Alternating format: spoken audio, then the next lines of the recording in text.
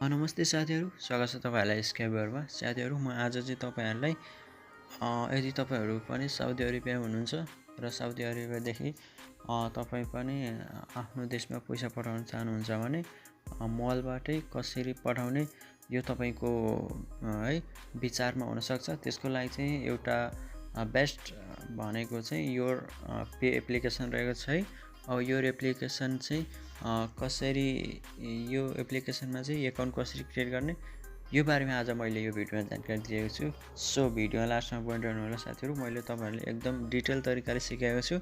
तपाईँहरूले पनि यो भिडियो हेरिसकेपछि इजिली यो पेको एकाउन्ट चाहिँ चुटकीमा क्रिएट गर्न सक्नुहुन्छ है। सो गाइज, सबैभन्दा पहिला चाहिँ तपाईँले यो पेलाई चाहिँ प्ले स्टोरबाट डाउनलोड गर्नु होला। डाउनलोड गरिसकेपछि त्यसलाई जस्ट ओपन गर्नु होला है। म पनि ओपन गर्दैछु यो पेलाई। अब यहाँनिर हेर्नु होला, तपाईँले पहिलोचोटि यो पेलाई ओपन गर्दै हुन्छ भने चाहिँ यहाँनिर चाहिँ लोकेसन पर्मिसन मागिरहेको छ है। सो यहाँ इनेबल लोकेसनमा टच गरिदिनु होला।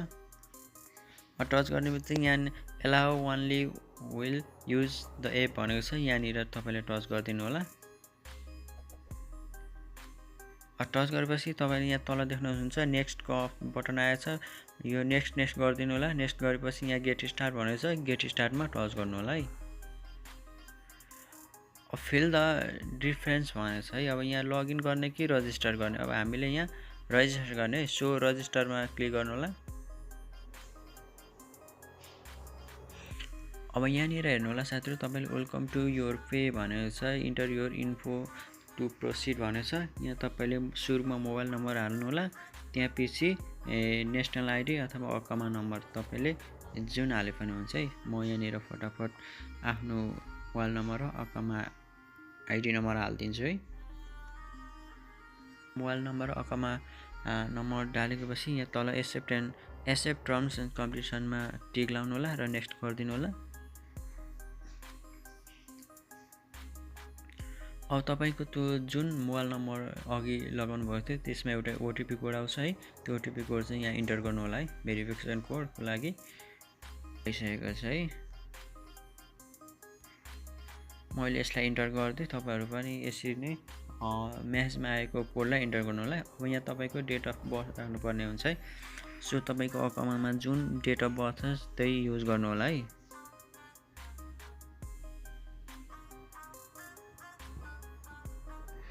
यहाँ तपाईँको डेट अफ बर्थ नेट गर्दैन, यसको लागि सेट अफ पासकोड भनेको छ है। यहाँ तपाईँले चाहिँ 4 डिजिटको पासकोड चाहिँ तपाईँले यहाँनिर बनाउनु होला है।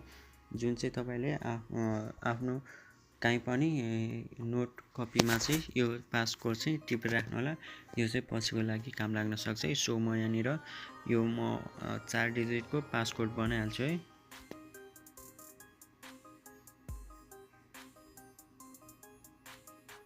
मैले यहाँ बनाइदिइसकेँ। अब फेरि कन्फर्मको लागि भनिरहेछ, जुन तपाईँले अघि हाल्नुभएको थियो त्यसलाई फेरि रिइन्टर गरिदिनु होला।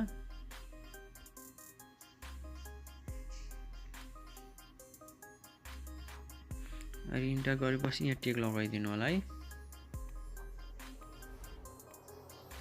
यहाँनिर तपाईँको वेट गर्नु होला, थोरै समय लिन्छ।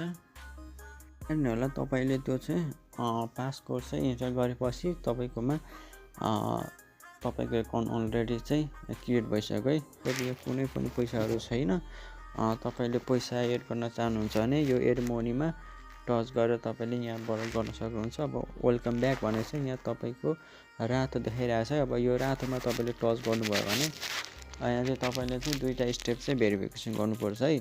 सो यहाँनिर तपाईँले के गर्नु पर्यो भने फर्स्ट रहेको छ नफात एप्लिकेसन छ, त्यो पनि नट भेरिफिकेसन भनेको छ र यो पर्सनल इन्फर्मेसनमा पनि इन्कम्प्लिट भनेको छ है। सो हामीले फर्स्टमा चाहिँ यो नफातलाई भेरिफिकेसन गरेर यसरी चाहिँ तपाईँले गर्न सक्नुहुन्छ है।